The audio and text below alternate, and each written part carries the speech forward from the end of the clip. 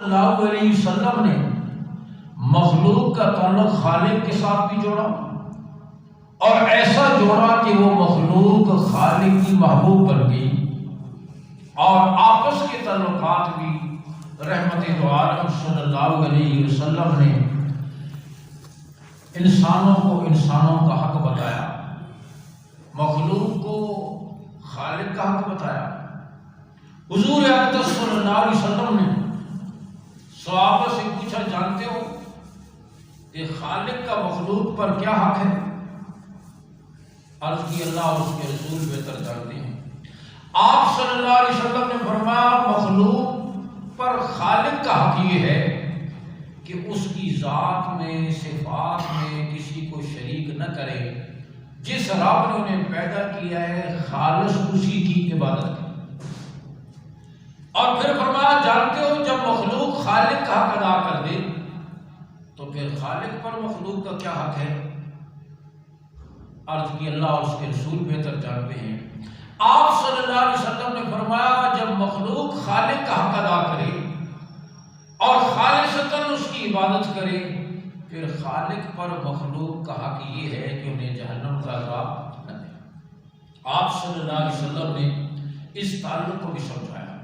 اور پھر جو باہمی تعلق تھا، میں نے عرض کیا انسان خونخوار درندہ، بھیڑیا، چیتا اور سانپ اور بچھو سے زیادہ خطرناک تھا۔ آپ صلی اللہ علیہ وسلم نے مخلوق کا حق ایسا بتایا کہ ہر انسان دوسرے انسان کا خیرخواہ بن گیا، اور گویا ان کے اخلاق ایسے بن گئے کہ وہ رش کی ملائکہ بن گئے۔ آپ صلی اللہ علیہ وسلم نے مخلوق کے جتنے باہمی تعلق ہو سکتے تھے آپ نے ان سب کے حقوق سمجھائے۔ سب سے بڑا حق اللہ اور اس کے رسول کے حق کے بعد معاشرتی زندگی میں، دنیوی زندگی اور رہن سہن میں سب سے زیادہ حق اولاد پر والدین کا ہوتا ہے۔ آپ صلی اللہ علیہ وسلم نے قرآن مجید میں جو تفصیل بیان فرمائی گئی وہ تو علیحدہ ہے۔ آپ صلی اللہ علیہ وسلم نے ایک جملے میں والدین کا حق سمجھا دیا، اس سے بہتر سمجھانے کا کوئی انداز ہو ہی نہیں سکتا۔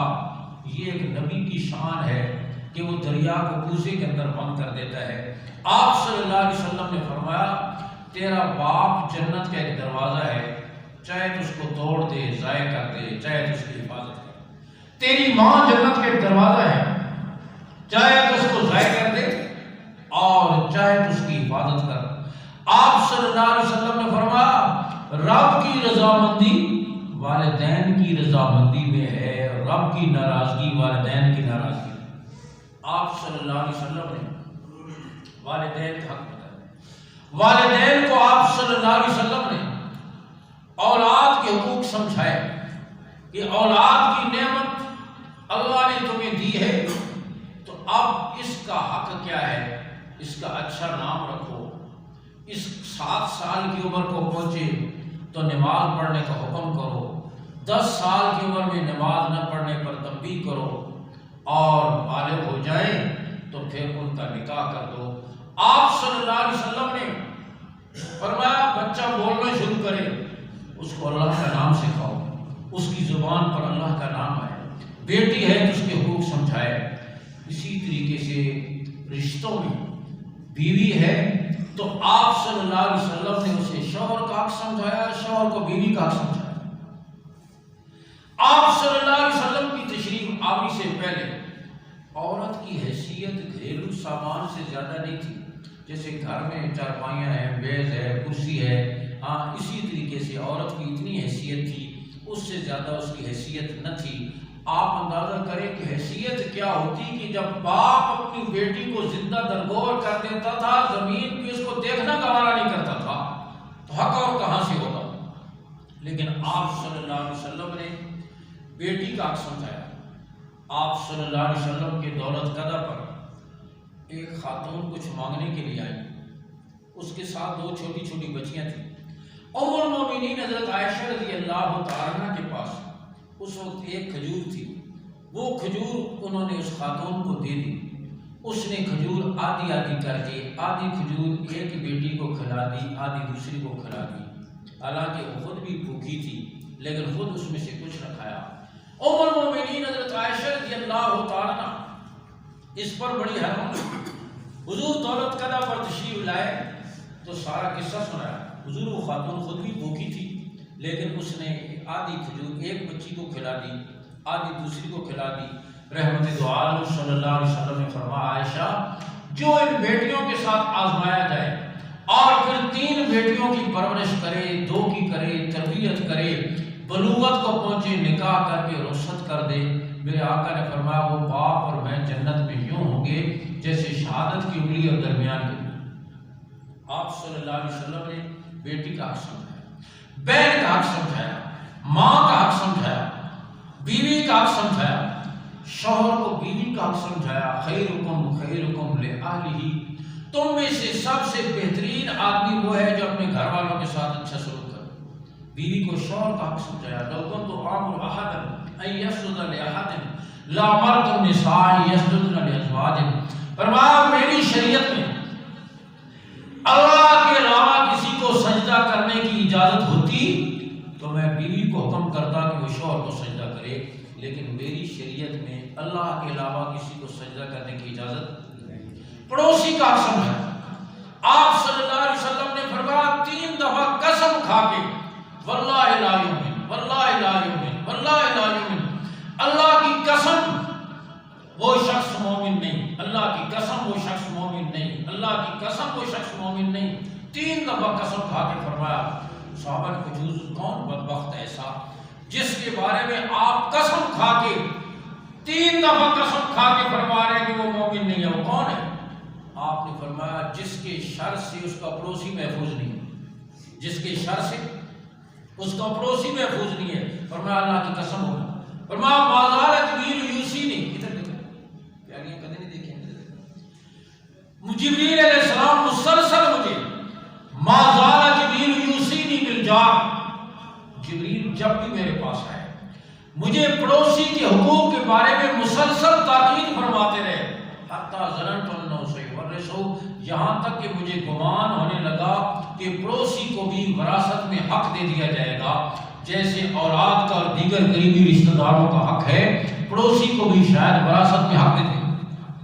اتنا آپ صلی اللہ علیہ وسلم نے پڑوسی کا حق فرمایا. اور آپ صلی اللہ علیہ وسلم نے فرمایا جب بھی کوئی آدمی اپنے گھر میں کوئی چیز لائے بچوں کے لیے تو یا تو پڑوسی کے گھر میں بھی بھیجے, اور اگر نہیں تو پھر پھلوں کے چھلکے باہر نہ پھینکے.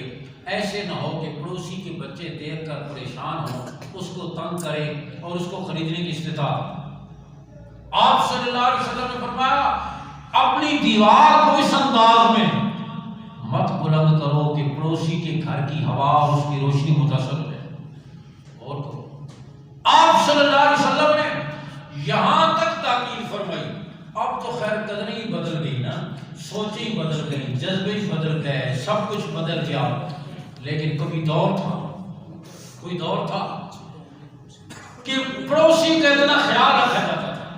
امام ابو حنیفہ رحمہ اللہ کے پڑوس میں ایک نوجوان تھا, مزدوری کرتا تھا, موچی کا کام کرتا تھا, اور شام کو جو مزدوری ملتی اس سے گانے بجانے کے آلات اور شراب خرید کر لے آتا اور ساری رات شراب پی کر گانا بجانا کرتا.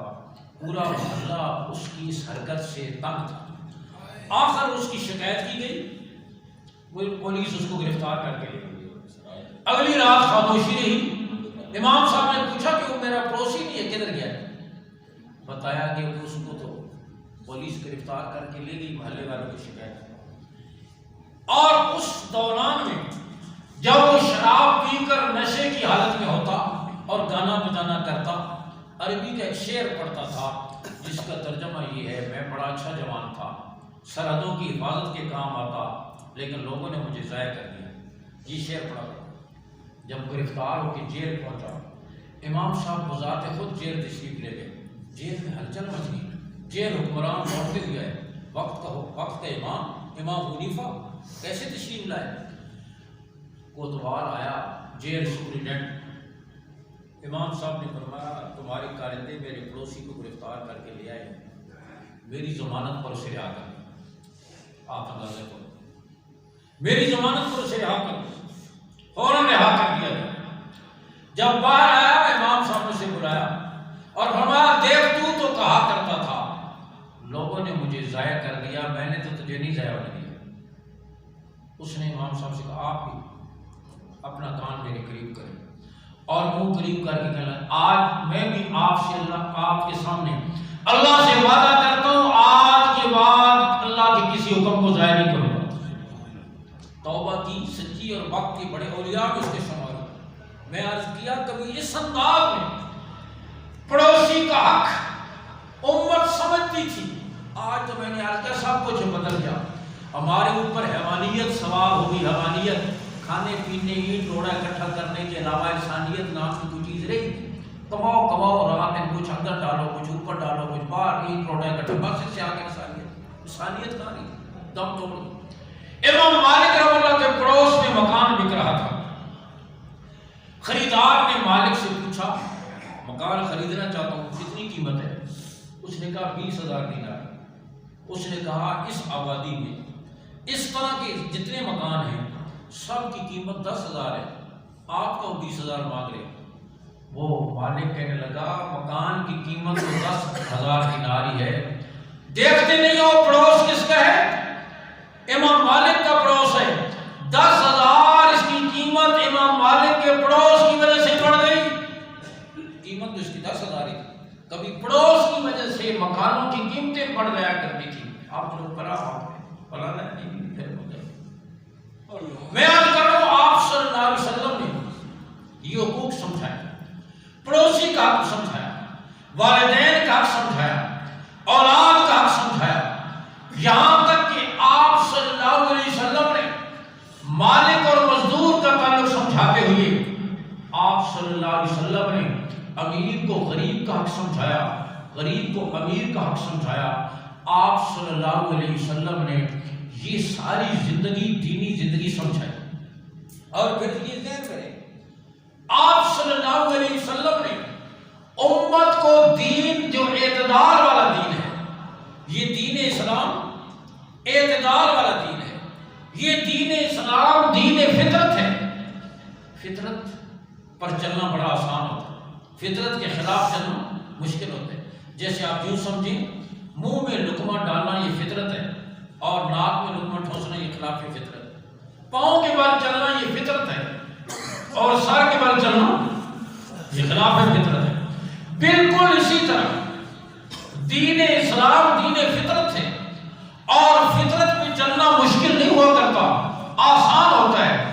فرمایا قرآن مجید میں وَكَذَلِكَ جَعَلْنَاكُمْ أُمَّةً وَسَطًا، ہم نے آپ کی امت کو امت وسط بنایا ہے، اعتدال والی امت بنایا ہے۔ افراط اور تفریط سے بچ کر آپ صلی اللہ علیہ وسلم نے امت کو اعتدال والا راستہ بتایا۔ اور آپ آگے چل کر میں عرض کرتا ہوں کہ آپ صلی اللہ علیہ وسلم نے امت کو کیسے اعتدال والا راستہ سمجھایا، اور پھر جتنے جاہلیت کے رسم و رواج تھے آپ صلی اللہ علیہ وسلم نے ان رسم و رواج کو اپنے مبارک قدموں کے نیچے پامال کر کے امت تک اللہ کا پیغام پہنچایا۔ اور یاد رکھیں نبی کسی کی اکثریت سے، نبی کسی کے پراپگنڈے سے متاثر نہیں ہوتا، نبی وہی کرتا ہے جو اللہ کا۔ آپ غور فرمائیں صلح حدیبیہ کے موقع پر، صلح حدیبیہ کے موقع پر جو صلح کا معاہدہ ہوا، وہ صلح کا معاہدہ ایسا تھا کہ ساری کفار کی شرطیں مانی گئیں اور مسلمانوں کی ایک بھی نہیں مانی گئی۔ ادھر سے کوئی مسلمان ہو کر جائے گا مدینہ منورہ میں، آپ کو واپس کرنا ہوگا، آپ کا مسلمان کوئی مدینہ سے مکہ آئے گا ہم ہی واپس کریں گے، اگلے سال آپ عمرہ کیے بغیر واپس جائیں گے، اگلے سال آئیں گے صرف 3 دن کے لیے آئیں گے، وغیرہ وغیرہ۔ ساری جو صلح کی مسلمانوں نے دب کر صلح کی، ان کی ساری شرطیں مانی گئیں، مسلمانوں کی ایک شرط بھی نہیں مانی گئی، اور صحابہ اس پر بڑے پریشان۔ آپ غور فرمائے کہ 1400 جانثار جو آپ کی ابرو کے اشارے پر سب کچھ قربان کرنے کے لیے تیار، لیکن آج ان کی جذبات مجروح ہوئی، دب کر سلٹ۔ اور یاد رکھیں، قائد اور لیڈر اور رہنما وہ ہوتا ہے جو آگے لے جانا بھی جانتا ہو اور پیچھے لے جانا بھی جانتا ہو۔ یہ نہیں کہ آگے تو لے جانا جانتا ہو اور پھر پیچھے کرنے کا موقع ہے کہ ہمارے بھی کرتا مجھے، یہ نہیں۔ آپ غور کریں، صلح ہو گئی، صلح نامہ پر دستخط ہو گیا اور یہ طے ہوا کہ واپس جائے، احرام کھول دیں، عمرے کے احرام باندھے ہوئے، مکہ مکرمہ کے قریب چند میل کے فاصلے پر حدیبیہ کے مقام پر ہے، اور یہ طے ہو گیا کہ سر واپس جائیں۔ آپ صلی اللہ علیہ وسلم نے فرمایا احرام کھول دیں، صحابہ میں سے کوئی بھی نہیں اٹھا احرام کھول دیں، اور صحابہ تو آپ کے ابرو کے اشارے پر سب کچھ قربان کرنے والے، اٹھے کیوں نہیں؟ خیال یہ تھا کہ ہو سکتا ہے اللہ کی طرف سے وہی آ جائے اور ہمیں اجازت مل جائے، حکم تبدیل ہو جائے۔ آپ صلی اللہ علیہ وسلم اپنے خیمے میں تشریف لے گئے، صحابہ کے نہ اٹھنے کی وجہ سے آپ کے چہرے انور پر ناگواری اور پریشانی کے اثرات تھے۔ ازواج مطہرات میں سے ام سلمہ رضی اللہ تعالیٰ عنہا آپ کے ساتھ تھی، اور ام سلمہ بہت سمجھدار خاتون، اور بیوی کا یہ کام ہوتا ہے کہ دین کے کام میں شوہر کی حوصلہ افزائی کرے، یہ نہیں کہ وہ مشرق کی طرف جا رہا ہو، یہ مغرب کی طرف جا رہا ہو، وہ کچھ اور کر رہا ہو، یہ کچھ اور ہی رولا ڈال دے۔ ام سلمہ نے وجہ پوچھی، آپ صلی اللہ علیہ وسلم نے وجہ بتائی کہ میں نے صحابہ سے کہا اٹھ کر احرام کھولنے، کوئی بھی نہیں اٹھی۔ آپ صلی اللہ علیہ وسلم نے فرمایا آپ یہ چاہتے ہیں کہ وہ احرام کھول دیں؟ ام سلمہ نے پوچھا ہاں، فرمایا ہاں۔ عرض حضور آپ بار تشریف لے جائیں، آپ اپنا احرام کھولیں، حلق کروائیں اور اپنا احرام کھولیں اور سارے کھول دیں۔ آپ صلی اللہ علیہ وسلم بار تشریف لائے، آپ نے حلق کروایا، حلق کروانا شروع کیا تو سارے صحابہ لپک کے آئے اور سب نے حلق کروا کے راہ ہو، انہیں امید ختم ہو گئی، جو امید تھی نا کہ وہی آ جائے گی، انہیں ختم ہو گیا۔ حضور حلق کروا رہے تو حکم یہ ہے۔ حضرت عمر رضی اللہ تعالیٰ غور فرمائیں، حضرت عمر اپنے خیمے میں بیٹھ ہوئی ہیں، لیکن اس دب کر صلح کرنے کی وجہ سے بے چین ہے۔ حضور کے خیمے میں پہنچ گیا، حضور کیا ہم حق پر یہ باطل پر نہیں ہے؟ آپ نے فرمایا بے شک ہمارا مقتول جنتی اور ان کا مقتول جہنمی نہیں ہے؟ آپ نے فرمایا بے شک ہمارے ساتھ اللہ کی مدد کا وعدہ نہیں ہے؟ آپ نے فرمایا بے شک۔ عرض کرنے حضور پھر ہم دب کر کیوں صلح کریں؟ آپ نے فرمایا عمر میں اللہ کا رسول ہوں، وہی کروں گا جو اللہ کا حکم ہوگا۔ آپ دیکھیں پوری قوم کچھ کہہ رہی ہے، جانثار کچھ کہہ رہے ہیں، ان کا جذبہ یہ ہے حضور ہم نے موت پر بیعت کی ہے، اور موت پر وہ بیعت کر چکے تھے پہلے، ہاں، لیکن آپ صلی اللہ علیہ وسلم نے یہ نہیں کہ ان کے جذبات کیا تھے۔ آپ صلی اللہ علیہ وسلم نے فرمایا عمر میں اللہ کا رسول ہوں، وہی کروں گا جو اللہ کا حکم ہوگا۔ تو میں آپ کر رہا ہوں کہ نبی ہوا کے رخ پہ نہیں چلتا، نبی اللہ کے حکم پہ چلتا ہے۔ حضرت عمر واپس آئے، بیٹھا نہ گیا، پھر صدیق اکبر کے خیمے میں چلے گئے اور جا کر یہ بات ہم حق پر اور وہ باطل پر نہیں ہیں۔ انہوں نے فرمایا بے شک ہمارا مقتول جنتی اور ان کا مقتول جہنمی نہیں ہے۔ آپ نے فرمایا بے شک۔ کہنے پھر ہم دب کر کیوں صلح کریں؟ صدیق اکبر عرض کرنے لگے عمر وہ اللہ کے رسول ہے، وہی کریں گے جو اللہ کا حکم ہوگا۔ علماء فرماتے ہیں صدیق پر نبوت کی پوری چھاپ موجود ہوتی ہے۔ جو جواب حضور نے اپنے خیمے میں دیا، صدیق اکبر کو ان کی جانے اور سوال جواب کا پتہ نہیں تھا، لیکن جو جواب حضور نے اپنے خیمے میں دیا وہی جواب صدیق اکبر نے، اور پھر واپس آپ تشریف لائے۔ راستے میں سورہ فتح کی آیات نازل ہوئی، انا فتحنا لک فتحا مبینا، میرے محبوب ہم نے آپ کو کھلی فتح دا۔ حضرت عمر پھر حضور یہ فتح ہے؟ آپ نے فرمایا یہی فتح ہے۔ اور پھر دنیا نے دیکھا کہ صلح حدیبیہ ہی اصل میں مدینہ کی فتح تھی، اور بعد کی ساری فتوحات کا ذریعہ یہی صلح ہو گئی، جنگ نہ کرنے کا معاہدہ ہو گیا۔ اور پھر اس 6 ہجری کے بعد آپ نے آس پاس کے سارے بادشاہوں کو دین اسلام کی دعوت کے خطوط لکھے اور دین اسلام مکہ مکرمہ سے نکل کر اور پوری دنیا میں پھیلا، ایک فتح۔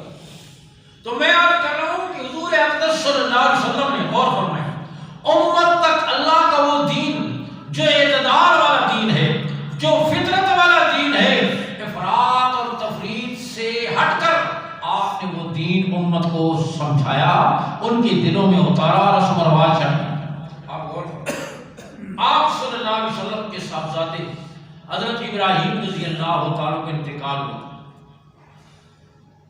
اور ادھر سے اتفاق سے بخاری کی روایت ہے سورج گرہن میں زمانہ جاہلیت سے لوگوں میں یہ بات چلی آ رہی تھی، لوگوں کے دلوں میں، مسلمانوں کے دلوں میں بھی یہ بات بیٹھی ہوئی تھی پرانے خیالات کی وجہ سے، کہ جب کسی بڑے آدمی کا انتقال ہوتا ہے تو سورج بھی غم میں شریک ہوتا ہے، اس وجہ سے اس کو گرہن لگتا ہے۔ ادھر سے آپ کے صاحبزادے کا انتقال ہوا، ظاہر ہے بڑا حادثہ تھا، اور ادھر سے سورج گرہن ہوتا ہے۔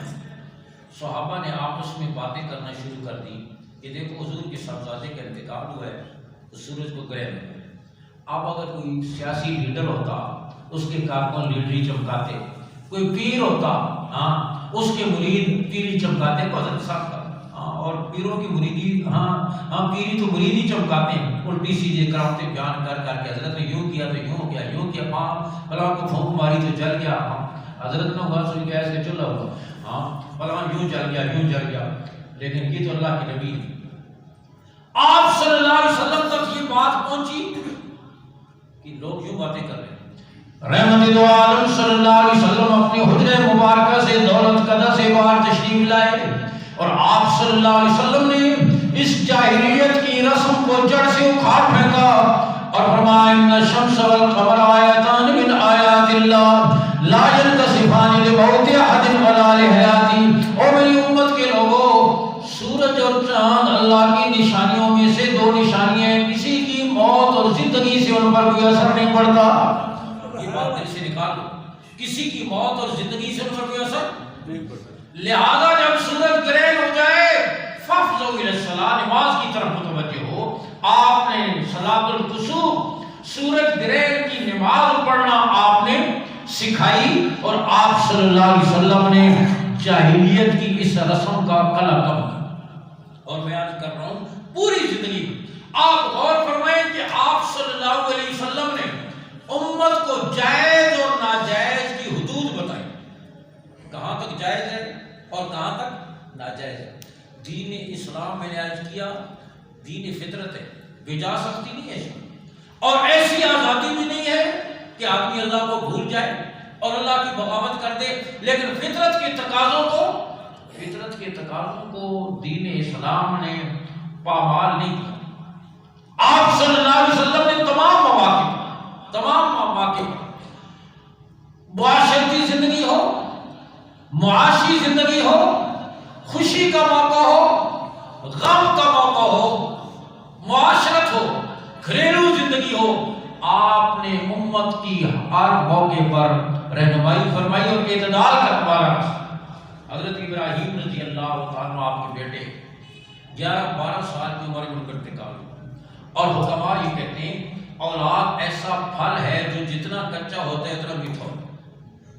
آپ کی رحمت والی آنکھوں میں آنسو آئے۔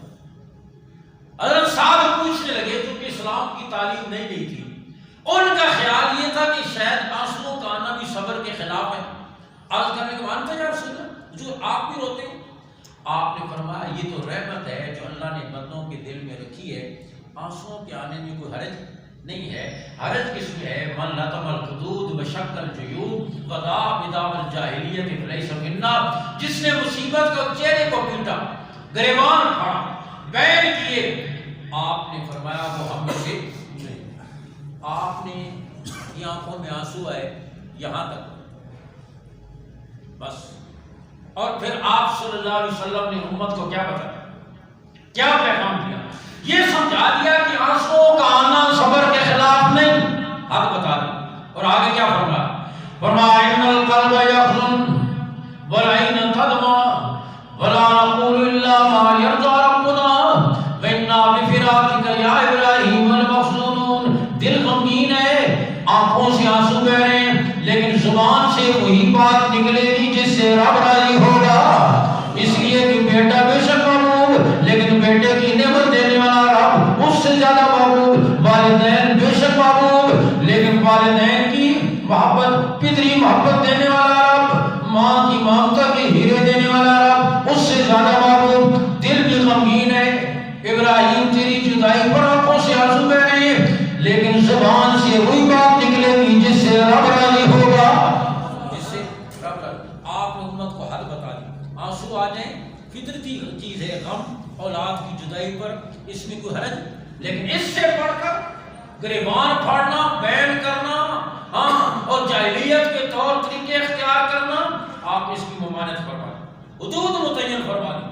آپ کے صاحبزادے، میں عرض کر رہا ہوں غم کے موقع پر دیکھیں، آپ کے صاحبزادے حضرت ابراہیم کے انتقال پر گیا، آپ کے نواسے حضرت زینب رضی اللہ تعالیٰ عنہ کے بچے کی حالت نازک ہوئی، انہوں نے قاصد بھیجا، آپ کو بلوایا، اور خیال یہ تھا کہ ہو سکتا ہے ابا جان صلی اللہ علیہ وسلم تشریف لے آئے تو میرے بیٹے کی زندگی کا دھاگا لمبا ہو جائے۔ آپ صلی اللہ علیہ وسلم نے اسی قاصد کو یہ پیغام دے کر بھیجا اپنی بیٹی کی طرف، اور یہ پیغام صرف بیٹی کی طرف نہیں، امت کی ساری بیٹیوں کی طرف یہ پیغام تھا۔ آپ صلی اللہ علیہ وسلم نے فرمایا جاؤ جا کر میری بیٹی زینب سے یہ کہہ دو، اور میں عرض کر رہا ہوں صرف زینب کی طرف نہیں، امت کی ساری روحانی بیٹیوں کی طرف یہ پیغام تھا، جاؤ جا کر یہ کہہ دو ان للہ ما اخذ ولہ ما اعطى، جو لے لے وہ بھی اللہ کی ملکیت، جو دے دے وہ بھی اسی کی ملکیت، بلکل شیء عنده اجل مسمى، ہر چیز کا اللہ کے یہاں وقت مقرر، فلتصبر فلتعتصم، بیٹی تو صبر کر اور ثواب کی امید رکھ، میرے آنے سے تیرے بیٹے کی زندگی میں اضافہ نہیں ہوگا۔ امت کو پیغام دیا، غم کے موقع پر امت کو سکھایا کہ کہاں تک جائز ہے، کہاں تک نہیں۔ فطرتی طور پر غم کا اظہار کرنا، یعنی آنسوؤں کا آ جانا، اس کو صبر کے خلاف نہیں قرار دیا، لیکن اس سے آگے جو چیز جائز نہ تھی، فطرت کے خلاف تھی، آپ صلی اللہ علیہ وسلم نے اس پر پابندی دی۔ اگلا موقع آتا ہے خوشی کا۔ انسانی زندگی میں دو ہی حالتیں ہوتی ہیں، یا حالات مرضی کے ہوتے ہیں جنہیں خوشی کے حالات کہا جاتا ہے، یا حالات اپنی مرضی، اپنے پروگرام، اپنی چاہت کے خلاف ہوتے ہیں جنہیں غم اور صدمے کے حالات کہا جاتا ہے۔ آپ صلی اللہ علیہ وسلم کی مبارک زندگی میں دونوں قسم کے حالات آئے، اور مسلمانوں کی زندگی میں آئے، آپ نے امت کو نمونہ دیا۔ غم کے حالات تو میں نے یاد کیا، خوشی کے حالات میں فتح مکہ مسلمانوں کی تاریخ میں، میں عرض کر رہا ہوں یہ دین اعتدال ہے، دین فطرت ہے۔ آپ صلی اللہ علیہ وسلم نے امت کو اعتدال والا دین دیا۔ فتح مکہ مسلمانوں کی تاریخ میں خوشی کا سب سے بڑا موقع ہے۔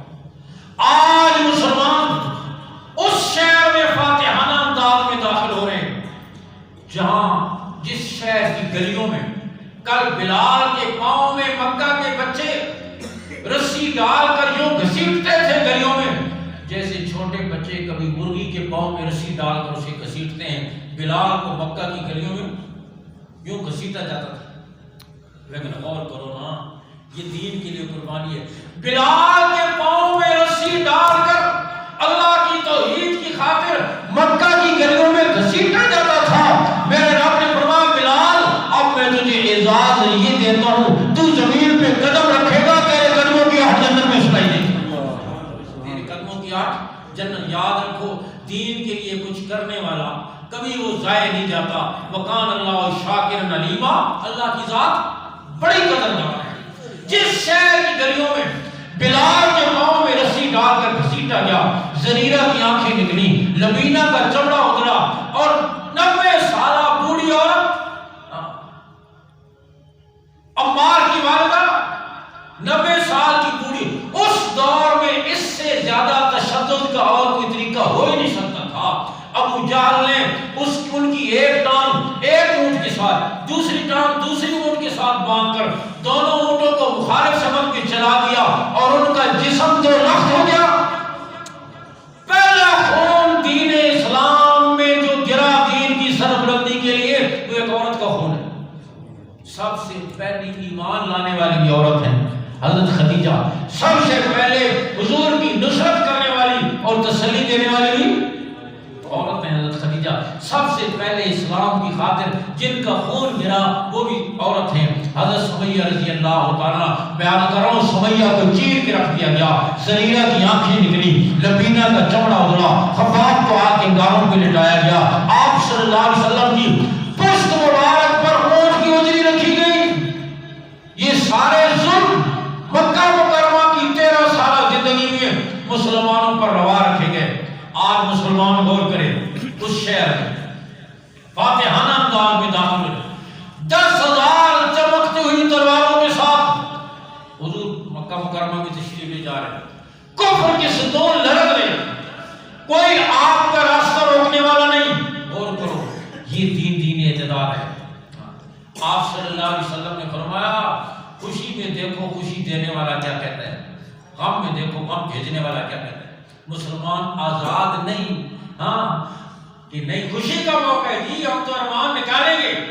دادی کہتی ہے ایک ہی تو پوتا ہے میرا، ماموں کہتا ہے ایک ہی تو بھانجا ہے، ہاں چچا کہتا ہے میرے ایک ہی تو بھتیجا ہے، ماں کہتی ہے میرے ایک ہی تو بیٹا ہے، اس کی شادی ہو رہی ہے، ہم سارے ارمان نکالیں گے.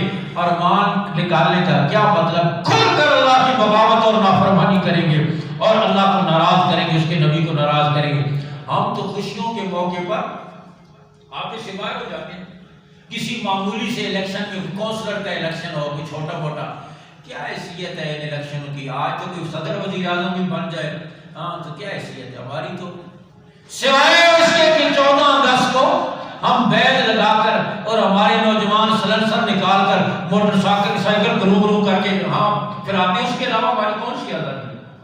ہمارے اکابر نے، میں بھی بات کر رہا تھا ساتھی سے، ہاں ہمارے اکابر حسین الودی رحمہ اللہ، عطا اللہ شاہ بخاری رحمہ اللہ، دیگر کئی حضرات نے ہندوستان کی تقسیم کی مخالفت کی. اور کیوں مخالفت کی؟ وجہ بھی سمجھو. حضرت مدنی رحمہ اللہ نے جب پاکستان بن گیا، فرمایا پاکستان بننے سے پہلے، فرمایا مسجد بننے سے پہلے اختلاف ہو سکتا ہے، ادھر بناؤ ادھر نہ بناؤ، اتنی بڑی بناؤ اتنی، لیکن جب مسجد بن جائے تو پھر اس کی حفاظت سب کی ذمہ داری ہے. فرمایا پاکستان کی مثال مسجد کی طرح، اب یہ چیز بن گئی مسجد، اس کو مضبوط کرنا، اس کی حفاظت کرنا ہم سب کی. انہوں نے مسجد سے تعبیر کیا، لیکن انہوں نے اختلاف کیا تھا وہ اخلاص کی بنا پر. کیوں کیا تھا؟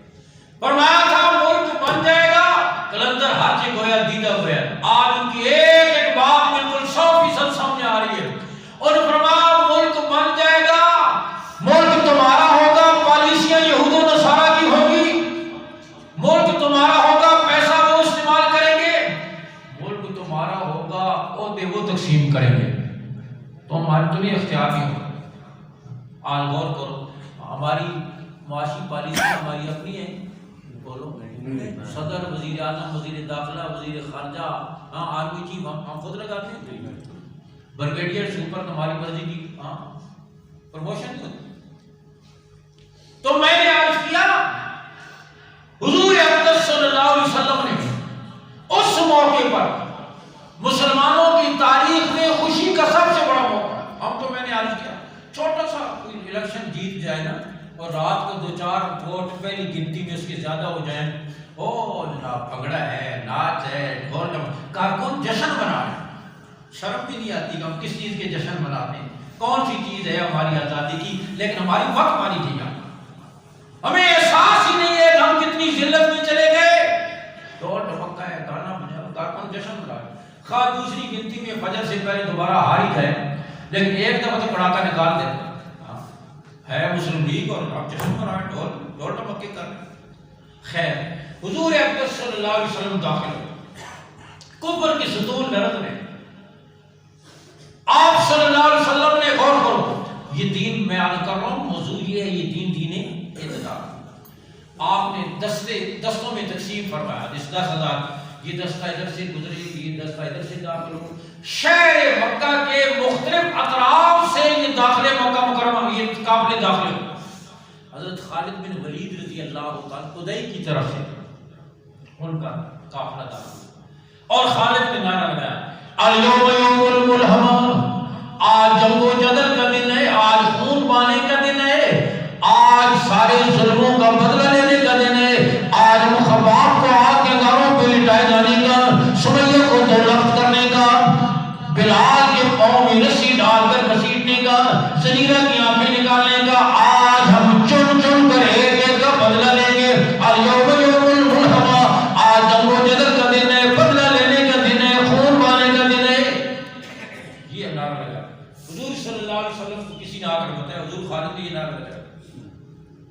اللہ علیہ وسلم بلایا، خالد تم نے یہ نعرہ لگایا؟ جی حضور میں نے لگایا۔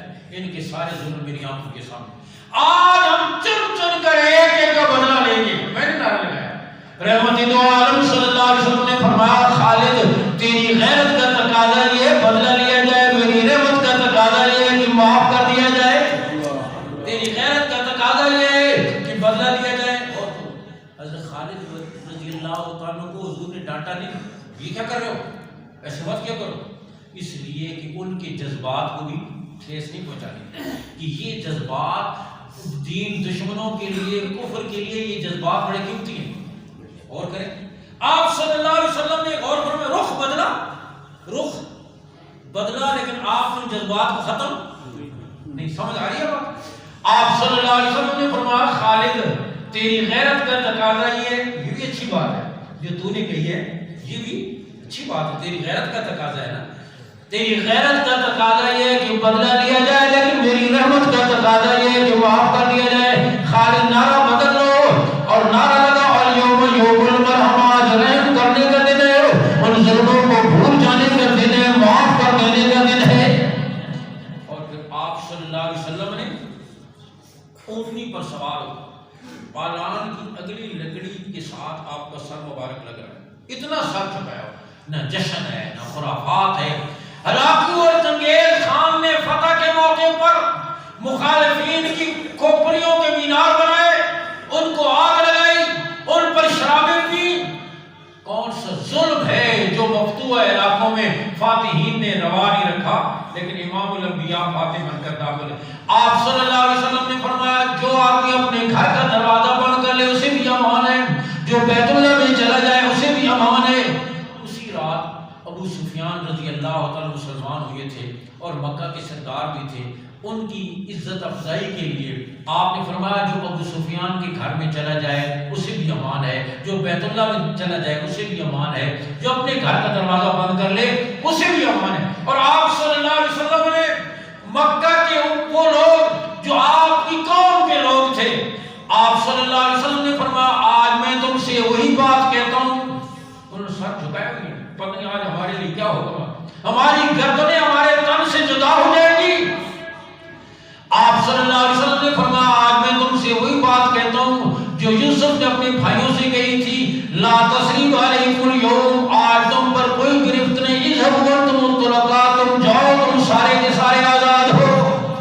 سب کو میں تو آپ غور کریں، حضور اقدس صلی اللہ علیہ وسلم نے امت کو خوشی کے موقع پر اعتدال والا راستہ، اور میں نے عرض کیا ہم تو خوشیوں کے موقع پر اللہ کو تو بھول ہی جاتے ہیں، جس نے خوشی دی ہے، جس نے اولاد دی ہے، جس اولاد کی خوشی منا رہے ہیں، جس نے مال و دولت دی ہے، سب کچھ بھول جاتے ہیں۔ اچھے بڑے نمازی، حاجی، ہر سال حج کرنے والے، رمضان کا اعتکاف مسجد نبی میں جا کر کرنے والے، ماتھے پر سجدے کا نشان پڑا ہوا ہے، تسبیح پھیرتے پھیرتے انگلیوں کے پورے گھس گئے ہیں، لیکن حاجی صاحب خود بھی اور ذرا بچہ سے شغل میلا جی رونق شاہ اور آپ صلی اللہ علیہ وسلم غور کریں، عبد الرحمن بن عوف رضی اللہ تعالی مکہ مکرمہ سے ہجرت کر کے گئے، اور اس انداز میں کہ سب کچھ چھوڑ کر، سب کچھ، بیوی بھی گئی، بچہ بھی گیا، اولاد بھی گئی، تفصیل کے واقعے مختصر عرض کر رہا ہوں، سب کچھ پیدل چلتے چلتے، ننگے پاؤں مسلسل پیدل چلتے چلتے مدینہ منورہ میں پہنچے، زور کی نماز میں مسجد نبی شریف میں پہنچے، ستون کے ساتھ ٹیک لگا کر بیٹھے، حضور صلی اللہ علیہ وسلم تشریف لائے، دیکھا کہ بھوک اور پیاس کی شدت کی وجہ سے ہونٹوں سے بھی خون جاری اور پیدل چلنے کی وجہ سے پاؤں سے بھی خون جاری۔ آپ نے دیکھ کر فرمایا عبد الرحمن آ گئے، عرض کر جی حضور آ گیا، فرمایا کیسے آئے؟ عرض کر رہے حضور سب کچھ قربان کر کے آیا ہوں، صرف ایمان بچا کے لایا ہوں، بیوی بھی گئی، بیٹا بھی گیا، مال بھی گیا، سواری بھی گئی، سب کچھ قربان کر کے آیا ہوں، صرف ایمان بچا کے لایا ہوں۔ میرے آقا نے فرمایا عبد الرحمن ایمان بچا کے لے آئے تو پھر سب کچھ بچا کے لے آئے، بچانے کی چیز تو ایمان ہی ہوتی ہے۔ آپ صلی اللہ علیہ وسلم نے ایک انصاری کے حوالے کیا جو مواخات بھائی چارے کا معاہدہ آپ نے قائم فرمایا تھا، ایک مہاجر کو ایک انصاری کا بھائی بنا دیا، آپ نے عبد الرحمان کو ایک انصاری کا بھائی بنا دیا۔ وہ انصاری کہنے لگے میرا یہ باغ ہے، آدھا آپ کا ہے آدھا میرا ہے، میری یہ زمین ہے آدھی آپ کی ہے آدھی میری ہے۔ عبد الرحمان اور غور کرو، مہاجر بھی تو پھر اس دور کے ایسے تھے، انصار اگر ایسے تھے تو مہاجر بھی ایسے تھے۔ عبد الرحمان بن عوف عرض کرنے لگے اللہ آپ کو مبارک کرے، آپ کی ساری چیزیں مجھے بازار کا راستہ بتاؤ، میں جا کر مزدوری کرتا ہوں، تجارت کرتا ہوں، ہاتھ پاؤں مارتا ہوں، مجھے آپ کی چیزوں کی ضرورت نہیں ہے۔ عبد الرحمان بن عوف نے تجارت شروع کی اور بڑے سمجھدار تھے، چند دن تجارت میں مصروف رہے۔ حضور اقدس صلی اللہ علیہ وسلم کی زیارت نہ ہو سکی، کچھ دنوں کے بعد آئے، جو بات میں عرض کرنا چاہتا تھا۔ حضور کی خدمت میں دیکھا کہ کپڑوں پر زعفران کا رنگ لگا ہوا ہے، عرب خوشبو لگاتے تھے زعفران کی، اس کا رنگ بھی لگ جاتا، عام طور پر شادیوں کے موقع پر لگاتے تھے۔ یہ جو آج کل ہم رنگ پھینکتے ہیں یہ رنگ نہیں تھا، یہ خوشبو کا رنگ تھا۔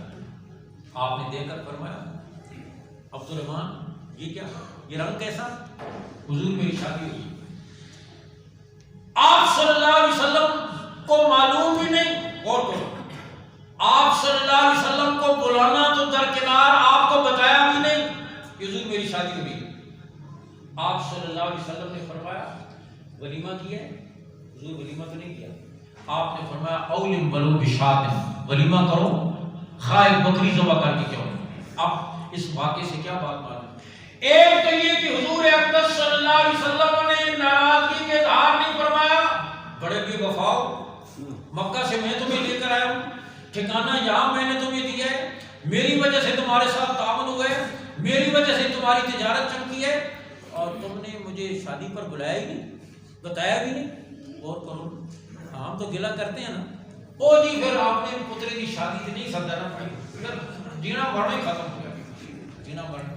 آج ہمارے تعلقات اغراض کی وجہ سے ہیں، او بھائی کو کر دو مکہ جی پھر سلام پیغمبر کا سلام ہی چھوڑ دیتا، تجھے بھائی سے محبت ہے یا پیسے سے محبت ہے؟ حضور اقدس اور اس میں کتنی بڑی حکمت ہے۔ حضور اقدس صلی اللہ علیہ وسلم نے ایک تو ناراضگی کا اظہار نہیں فرمایا، دوسرا آپ کو معلوم تھا کہ اب ان کی مالی حالت اچھی ہے، آپ نے فرمایا ولیمہ کرو، خواہ ایک بکری ذبح کر کے کیوں۔ آپ صلی اللہ علیہ وسلم نے خوشی کی حدود بتا دی، آسانی سے جو عزیز و اقارب شریک ہو سکے ان کو شریک کر لینا چاہیے، جو نہ شریک ہو سکے یا نہ دعوت دے سکے اس سے گلہ نہیں کرنا۔ آپ غور کرو، اگر حضور صلی اللہ علیہ وسلم ناراض ہوتے کیوں نہیں بلایا تو نے مجھے تو نے بتایا تک نہیں، بڑا بے وفا نکلے، تو معلوم یہ ہو جاتا کہ حضور صلی اللہ علیہ وسلم ہاں ولیموں پر شادیوں پر دعوت نہ دینے پر ناراضگی کے اظہار فرماتے ہیں، بعد میں سارے صحابہ جہاں بھی ہوتے جس جگہ پر بھی ہوتے حضور کو بلاتے یا نہ بلاتے؟ بولو ضرور بلاتے۔ تو آپ صلی اللہ علیہ وسلم کے لیے کتنی مشکل ہو جاتی، پھر کوئی ایسے نادار کہ جن کے پاس بٹھانے کی جگہ بھی نہیں، جن کے پاس مٹی کا پیالہ تک بھی نہیں، کتنی مشکل ہو جاتی۔ لیکن آپ صلی اللہ علیہ وسلم نے ناراضگی کا اظہار نہ فرما کر امت کے لیے کتنی آسانی پیدا فرمائی۔ اور دوسری طرف آپ صلی اللہ علیہ وسلم نے یہ بھی سمجھا دیا کہ دین اسلام میں ایسی گھٹن نہیں ہے کہ کسی موقع پر کوئی تفریح ہو ہی نہیں، کسی موقع پر کوئی خوشی کا اظہار ہے، اللہ نے آپ کو وسعت دے رکھی ہے، ہاں تو آپ اچھا کھائیں، اچھا پہنیں، عزیز و اقارب کی دعوت کریں، عزیز و اقارب کو کسی موقع پر بلائیں اور عزیز و اقارب کو جمع کریں خوشی کے موقع پر، جیسے آپ صلی اللہ علیہ وسلم نے عبد الرحمان بن عوف سے فرمایا ولیمہ کرو، خواہ بکری ذبح کر کے کیوں۔ تو یہ ذہن میں رہے کہ آپ صلی اللہ علیہ وسلم نے امت کو خوشی کی جائز حدود بتائیں، لیکن یہ نہیں کہ آپ ولیمہ ہو، آپ عزیز و اقارب کو بلائیں، رشتہ داروں کو بلائیں، دوستوں کو بلائیں، ضرور اجازت ہے بالکل، لیکن آپ صلی اللہ علیہ وسلم نے فرمایا جہاں آپ اپنے عزیز و اقارب کو، دوستوں کو، مالدار لوگوں کو بلا رہے ہیں، وہاں غریبوں کو بھی بلائیں، کسی غریب کو بھی بلا رہے ہیں۔ آپ صلی اللہ علیہ وسلم نے فرمایا بدترین ولیمہ وہ ہے جس میں عمراء کو بلایا جائے اور غریبوں کو نہ بلایا جائے۔ آپ صلی اللہ علیہ وسلم نے فرمایا بدترین ولیمہ وہ ہے جس میں غرباء کو بلایا جائے اور عمراء کو۔ تو خوشی کے موقع پر آپ صلی اللہ علیہ وسلم نے امت کو یہ اعتدال والا سبق سکھایا، اعتدال والا سبق۔ ہر موقع پر عبادات میں بعض اوقات یہ ہوتا ہے ایک آدمی کو عبادت کو جوش چڑھتا ہے اور ہمیشہ یاد رکھیں ایک جیسی حالت نہیں رہتی. حضرت حنظلہ رضی اللہ تعالیٰ گھر سے نکل پڑے, آواز لگاتے نافقہ حنظلہ منافق ہو گئے. صدیق اکبر ملے, سبحان اللہ یہ کیا کہہ رہے ہو؟ کہنے لگے ہم حضور کی مجلس میں ہوتے ہیں, ایمان کی آخرت کی باتیں سنتے ہیں, یوں لگتا ہے جیسے آخرت ہماری آنکھوں کے سامنے ہے. گھر آتے ہیں, بیوی بچوں میں مشغول ہو جاتے ہیں, وہ ساری کیفیت جاتی رہتی ہے. یہ تو منافقت ہوئی, حضور کے سامنے حالت کچھ ہے اور گھر میں آ کر کچھ ہو جاتی ہے. صدیق اکبر عرض کر لیے تو میرے ساتھ بھی ہوتا ہے, چلو جا کر حضور سے عرض کر کے دونوں تشریف لے گئے. آپ صلی اللہ علیہ وسلم سے حضور آپ کی مجلس میں ہوتے ہیں اور کیفیت ہوتی ہے, گھر میں جاتے ہیں بیوی بچوں میں کیفیت بدل جاتی ہے. آپ صلی اللہ علیہ وسلم نے فرمایا ہر وقت ایک جیسی کیفیت نہیں رہتی. اگر ہر وقت تمہاری ایک جیسی کیفیت ہو جیسے میرے سامنے ہوتی ہے تو پھر فرشتے تمہارے راستوں میں اور تمہارے بستروں پر تم سے مسافہ کرنے لگ جائیں. لیکن ہر وقت ایک جیسی کیفیت نہیں ہوتی, اونچ نیچ ہوتی رہتی ہے کیفیت میں. آپ صلی اللہ علیہ وسلم نے امت کو یہ بات سنائی. گھریلو زندگی میں, ازدواجی زندگی میں آپ صلی اللہ علیہ وسلم نے, اور یاد رکھیں جائز تفریح میں, دین اسلام میں تفریح کی ممانعت بھی نہیں ہے. کسی جائز تفریح کے لیے آپ سیر کے لیے جائیں, لیکن یہ ذہن میں رہے سیر تفریح اس وقت ہوتی ہے جب آپ کے ذمے کوئی اس سے اہم ذمہ داری نہ ہو. ایک آدمی کی چھت ٹپک رہی ہے, نوجوان ہے, اس کے گھر کی چھت ٹپک رہی ہے, والدین بوڑھے ہیں اور بارش کا پانی سارا اندر آتا ہے. وہ کہتے ہیں میں تو جا رہا ہوں, ابا جی بڑی سیر کے لیے جاؤ, کم وقت. سیر تفریح تو اس وقت ہوتی ہے جب اور ذمہ داری نہ ہو. ماں بیمار پڑی ہوئی ہے گھر میں اور وہ کہتے ہیں میں تو دوستوں کے ساتھ جا رہا ہوں تفریح. ایسی تفریح کی اجازت, آپ کی اہم ذمہ داریاں آپ نے پوری کر لی, کوئی ایسی اہم ذمہ داری آپ کے سپرد نہیں ہے, اللہ نے آپ کو وسعت بھی دے رکھی ہے تو آپ تفریح کے لیے جائیں, سیر کے لیے. لیکن اس تفریح میں تفریح کی اجازت ہے. اسلام میں کھیلوں کی بھی اجازت ہے, ایک حد تک تفریح کی بھی اجازت ہے, لیکن اس تفریح میں کہیں اللہ کا حکم ٹوٹ رہا ہو اس کی اجازت, آپ کھیلوں کی اجازت ہے. لیکن ایسا کھیل کہ جس میں آپ کا سطر بھی ننگا ہے, آپ نے نکر پہنی ہوئی ہے, گھٹنے تک سطر کا ڈھانپنا فرض ہے, آپ نے نکر پہنی ہوئی ہے, آپ کا فرض سطر پورا نہیں ہے, ایسی جائے آپ سمندر کے کنارے چلے گئے تفریح کے لیے, جہاں عورتیں ننگی جو ہیں وہ وہاں ناچ رہی ہیں, ڈانس کر رہی ہیں, یا دھوپ میں بیٹھی ہوئی آپ بھی وہاں جا کر پہنچ گئے ایسی جگہ پر, ظاہر ایسی تفریح کی اجازت تو نہیں ہوگی. دین اسلام نے, میں نے عرض کیا, جائز تفریح کی اجازت دی ہے. اور خوشی کے موقع پر خوشی کے اظہار کی دعوت دی ہے, خوشی کے اظہار کی. لیکن اس خوشی میں بھی اللہ کے حکموں کو پورا کرنا, اللہ کے حکموں کو پورا کرنا ضروری ہے. اور کسی ایسی چیز ایسا تہوار, ایسی خوشی جس کی وجہ سے کسی کفر کو تقویت ہو, جیسے آپ غور کریں کرسمس کے موقع پر, میں نے اس دن بھی عرض کیا تھا, عیسائی خوشی مناتے ہیں 25 دسمبر کو عیسیٰ علیہ السلام کے یوم پیدائش مناتے ہیں, اور یہاں بھی چھٹیاں ہوتی ہیں, اور ان چھٹیوں کو کہتے ہیں بڑے دن کی چھٹی. میں نے اس دن بھی عرض کیا تھا یہ دن تو بڑے نہیں ہوتے, دسمبر کے دن تو سب سے چھوٹے دن ہوتے ہیں, پھر ان کو بڑا کیوں کہا جاتا ہے؟ وہ عیسائیوں کی وجہ سے. عیسائی ان دنوں میں خوشی مناتے ہیں اور ان کے نزدیک وہ دن بڑے دن ہوتے ہیں, تو مسلمانوں نے تو ان کی ہر غلاظت کو قبول کرنا ہوتا ہے. ہم بھی ان کے پیچھے چل رہے ہیں. یاد رکھ, کسی ایسی چیز کا جس کی وجہ سے کسی کافر کے ساتھ مشابہت ہو, مثلا کرسمس کے موقع پر وہ پیلے کپڑے پہنتے ہیں. اب اگر کوئی آدمی مسلمان سارا سال پیلے کپڑے پہنتا ہے یا ویسے ہی اس کو پیلا رنگ اچھا لگتا ہے پہن لیتے ہیں, کوئی حرج نہیں, سمجھ آ رہی ہے. لیکن اگر ان کی مشابہت کی وجہ سے پیلے کپڑے پہنتے ہیں کرسمس کے موقع پر, پھر یہ جائز نہیں ہوگا. کالا رنگ اس کو پسند ہے اور کالے رنگ کے کپڑے وہ پہنتے رہتے ہیں, ٹھیک ہے, کوئی حرج نہیں. لیکن اگر محرم کے دنوں میں روافض کی مشابہت کی وجہ سے کالے کپڑے پہننے کو جائز نہیں ہوتا. ارے سمجھ آ ذرا سی مشابہت کسی تفریح میں جو کسی غیر مسلم کے ساتھ مشابہت ہوتی ہے. ہندوؤں کا ایک تہوار ہوتا ہے جسے ہولی کا تہوار کہتے ہیں, اور اس میں ادھر دیکھو بھائی کرسیاں کدھر دیکھیں, ہولی کا تہوار ہوتا ہے, اس میں وہ ہر چیز کو پیلا رنگ دے دیتے ہیں, ہر چیز کو پیلا رنگ. ایک بزرگ گزر رہے تھے, ہولی کا دن تھا, اور انہوں نے پان منہ میں ڈالا ہوا تھا, تو پان کی پیک انہوں نے گدے پر ڈال دی ویسے مزاح کے طور پر, اور کہا کہ چل آج ہر چیز رنگی ہوئی ہے تجھے بھی میں رنگ دیتا ہوں. اپنی پان کی پیک اس پر ڈال دی. انتقال کے بعد کسی نے خواب میں دیکھا, کہا کہ اور کہا اللہ نے اس پر میری گرفت کر دی کہ تو نے ہندوؤں کے ساتھ مشابہت کیوں کیا. آپ غور کریں, حالانکہ انہوں نے تو مزاح کے طور پر. تو یاد رکھیں دین اسلام نے حضور صلی اللہ علیہ وسلم نے اپنی زندگی بتائی, اس میں پاکیزہ معاشرت بھی ہے. خوشیوں کے موقع پر اکٹھا ہونا, خوشی کا اظہار کرنا, جائز طریقے سے اللہ کی نعمت کا اظہار کرنا, کھانا پینا, عزیز و اقارب کے پاس جانا, ہدیہ دینا, تحفہ دینا, ساری چیزیں جائز ہیں. لیکن یاد رکھیں جہاں کہیں اللہ کا حکم ٹوٹ رہا ہو فوراً اس پر فکر. حضور اقدس صلی اللہ علیہ وسلم عید کا موقع ہے, بچیوں نے آ کر دف بجانا شروع کر دیا.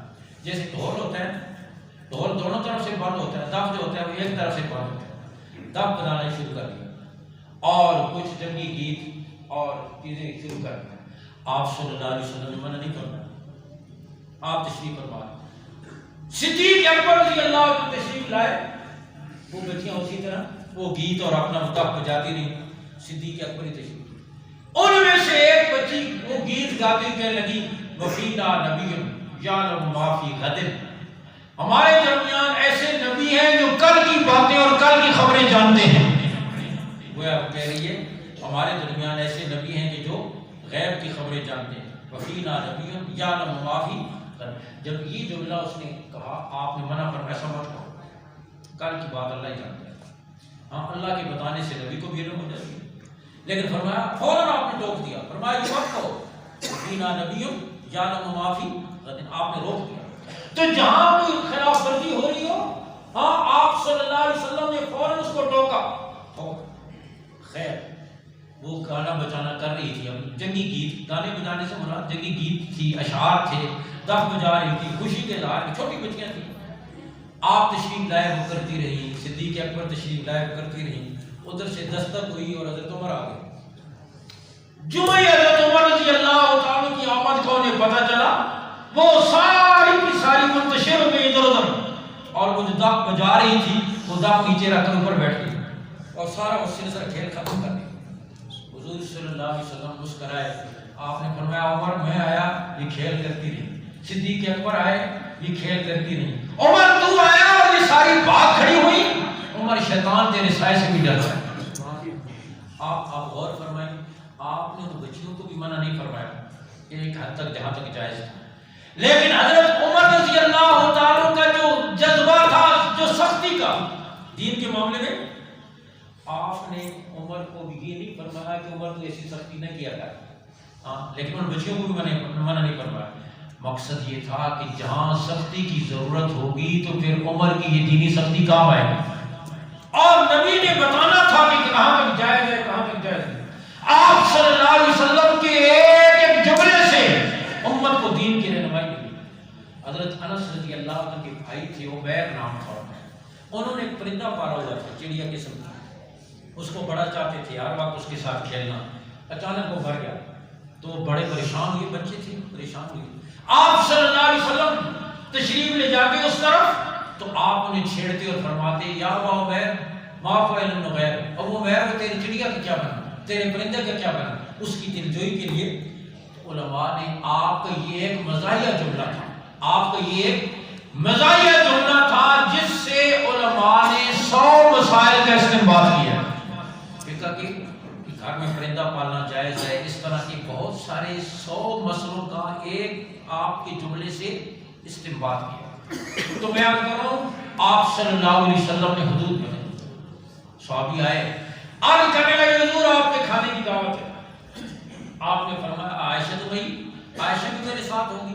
ان کی بھی دعوت ہے؟ نہیں حضور، صحابہ کی زبان اور دل کے فاصلے زیادہ نہیں تھے. ہماری تو زبان پر کچھ، دل میں کچھ، سامنے کچھ، پیچھے کچھ، پتہ نہیں کتنے کتنے پردے چڑھے ہوئے ہیں. صحابہ کی زبان اور دل کے فاصلے آج کرنے تو ہمارے جیسا ہوتا ہے. جی حضور بالکل، پہلے اگر خیال نہ بھی ہوتا نا حضور بالکل بہت دن تو گھر والے یاد کر رہے سن جی انہوں نے پہلی وہ پھر گھر جا کے پھر انہوں نے کچھ اچھی نہیں میں نے کی آگے صحابہ حضور نے ان کی دعوت نہیں، صرف آپ کی دعوت. آپ نے فرمایا ویلا فلا، ان کی نہیں ہے پھر دعوت قبول نہیں ہے. چلے گئے. کچھ عرصے بعد پھر آئے، یہی سوال کیا حضور آپ کی دعوت ہے. آپ نے وہی بات پوچھی، ان کی بھی دعوت ہے؟ حضور نہیں ہے. فرمایا پھر دعوت قبول نہیں. کچھ عرصے بعد پھر آئے، حضور آپ کی دعوت ہے. عائشہ تو بھائی عائشہ بھی میرے ساتھ ہوں گی، گھر والوں کی بھی دعوت ہے. جی حضور ان کی بھی دعوت ہے. آپ نے فرمایا پھر دعوت قبول ہے. اس سے علماء نے یہ مسئلہ نکالا ہے دعوت قبول کرنا بھی سنت ہے، دعوت کا انکار کر دینا بھی سنت ہے، دعوت کی کوئی شرط لگا دینا بھی سنت ہے. سمجھ آ رہی؟ تو آپ صلی اللہ علیہ وسلم نے امت کو یہ ساری حدود سمجھائی، دین اسلام کا جو صحیح طریقہ تھا وہ سمجھا. آپ غور کریں. آخری بات عرض کرو، آپ صلی اللہ علیہ وسلم سے پڑھ کر اس کائنات میں تعلق اللہ کی ذات کے ساتھ کس کا ہوگا؟ آپ سے پڑھ کر کسی کے ساتھ. آپ فرماتے ہیں بسا اوقات مجھے میرے رب کے ساتھ ایسا قرب کا تعلق ہوتا ہے اس تعلق میں جبریل بھی پڑھ نہیں مار سکتے. لیکن اس تعلق کے باوجود آپ نے جو امت کو دین سمجھانا تھا، آپ صلی اللہ علیہ وسلم صحابہ آپس میں بیٹھے ہوتے، شعر و شاعری کر رہے ہوتے، آپ جا کر ان کے ساتھ تشریف فرما. آپ ہی اس کے آپ تو شعر نہیں کہتے تھے، لیکن صحابہ کرام جو شعر کہتے آپ ان کے اشعار کو سنتے تھے. آپ صلی اللہ علیہ وسلم اگر کوئی غلط بات ہو جاتی آپ اس کی اصلاح فرماتے تھے. اور پھر دین اسلام میں نے عرض کیا جہاں عبادات ہیں، اللہ کا ذکر ہے، اللہ کی عبادت ہے، ایک گھریلو زندگی آپ نے سمجھائی اور اس میں ایک مزاح کا پہلو. میں نے عرض کیا کہ آپ صلی اللہ علیہ وسلم نے باوجود اس کے آپ غور فرمائیں کہ 13 سال کی مکہ مکرمہ کی زندگی، کتنی مشقتوں کی زندگی، پھر مدینہ منورہ پہنچنے کے بعد بھی مشرکین نے، منافقین نے، یہود و نصارہ نے آپ کو چین سے نہیں بیٹھنے دیا. اتنے آپ کے سفر ہوئے غزوات کے کہ اوسطاً ایوریج ہر 4 مہینے کے بعد آپ کو مدینہ منورہ سے باہر کسی مہم پہ جانا. آپ اندازہ کر سکتے ہیں اندر یہود کی سازشیں، باہر مشرکین کے حملے، لیکن اس کے باوجود اور پھر اللہ کی ذات کے ساتھ وہ تو آپ نے امت کو یہ بھی سمجھایا کہ مزاح کیسے کرنا چاہیے اور مزاح کہاں تک جائے. اور پوری حضور آپ دعا فرما دیں میں جنت میں جاؤں. آپ نے فرمایا کوئی بوڑھی عورت جنت میں نہیں جائے. وہ پریشان ہونے لگی. آپ نے فرمایا جنت میں جاؤ گی لیکن جوان بن کر جاؤ گی، بڑھاپے کی حالت میں کوئی بوڑھا جنت میں نہیں جائے گا. ایک شخص ہے حضور مجھے اونٹ چاہیے، سواری کے مجھے ایک اونٹ چاہیے. آپ نے صحابہ سے فرمایا اس کو ایک اونٹنی کا بچہ دے دو. وہ کہنا حضور بچے کو میں کیا کروں گا، مجھے تو سواری کے لیے بوجھ ڈالنے کے لیے اونٹ چاہیے. آپ نے فرمایا جو اونٹ بھی ہوگا کسی اونٹنی کا بچہ ہی تو ہوگا نا. ہاں ہر اونٹ جو ہوتا ہے کسی اونٹنی کا بچہ ہی ہوتا ہے. آپ صلی اللہ علیہ وسلم کے صحابہ میں بھی اسی انداز میں آپ نے ان کو بھی یہ پاکیزہ مزاح. حضرت علی رضی اللہ عنہ کا قد ذرا چھوٹا تھا، حضرت عمر اور حضرت ابوبکر رضی اللہ عنہ ان دونوں کا قد لمبا تھا. ایک طرف حضرت ابوبکر ہیں، ایک طرف حضرت عمر ہیں، درمیان میں حضرت علی ہیں. یہ تینوں تشریف لے جا رہے ہیں. تو حضرت عمر حضرت علی سے فرمان لگے بھائی علی تم ہم دونوں کے درمیان میں ایسے لگ رہے ہو جیسے لفظ لنا میں نون ہوتا ہے. لفظ لنا لکھیں، لام بھی لمبا، بیچ میں نون چھوٹا، الف بھی لمبا، جیسے لفظ لنا میں نون ہوتا ہے. حضرت علی رضی اللہ عنہ بھی بڑے حاضر جواب تھے اور اللہ نے بڑا علم عطا فرمایا تھا. ایک دفعہ مسجد میں تشریف لائے، کچھ لوگ بیٹھے ہوئے ہیں گن رہے ہیں فلاں جانور بچہ دیتا ہے، فلاں انڈا دیتا ہے، فلاں بچے دیتا ہے، فلاں انڈا دیتا ہے، فلاں بچہ دیتا ہے. حضرت علی رضی اللہ عنہ فرمایا تم کس چکر میں پڑے ہوئے ہو؟ جن جانوروں کے کان سر سے باہر نکلے ہوئے ہیں وہ بچے دیتے ہیں، جن کے سر کے اندر چھپے ہوئے ہیں وہ انڈے دیتے ہیں. یہ فرما کر نماز کی نیت مان. اور آپ دیکھتے چلے جاؤ اسی اصول پر پرکھتے جاؤ. جن کے کان سر سے حضرت انسان کے کان سے باہر نکلے ہوئے بچے دیتے ہیں، جن جانوروں کے کان سر سے باہر نکلے بچے دیتے ہیں، جن کے سر کے اندر چھپے ہوئے وہ.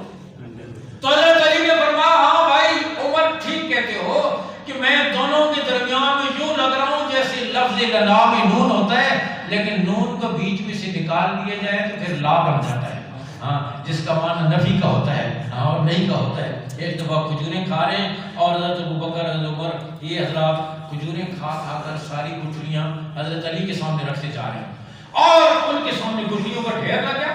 فرمانے لگے بھائی علی، آپ نے اتنی کھجوریں کھا لی؟ حضرت علی فرمانے لگے نہیں، اصل بات یہ ہے کہ آپ گٹھلیوں سمیت کھا رہے ہیں، میں گٹھلیاں نکال رہا ہوں، اس لیے میرے سامنے ڈھیر لگ گیا اور آپ کے سامنے۔ تو آپ صلی اللہ علیہ وسلم نے یہ پاکیزہ مزاح کی بھی تعلیم دی۔ تو دین اسلام ایسا خشک دین بھی نہیں ہے، ہاں، لیکن عرض کرنے کا مقصد یہ ہے فطرت کے سارے تقاضے ہوتے ہیں، انسانی فطرت ہوتی ہے کہ کوئی خوشی کا موقع ہو، عزیز و اقارب اکٹھے ہوں، کوئی ایسا موقع ہو تھوڑی سیر تفریح ہو، کوئی ایسا موقع ہو کوئی کھانا پینا ہو، کوئی ایسا موقع ہو بیوی بچوں کے ساتھ سیر یہ ساری دین اسلام نے اجازت دی ہے۔ لیکن خوشی ہو یا غم، صحت ہو یا بیماری، کوئی موقع بھی ہو، اللہ کے حکم کو ہاتھ سے نہ جانے دے، اللہ کے حکم کو پورا کرے تو وہ خوشیاں بھی دین بن جائیں گی۔ اللہ عمل کی توفیق دے۔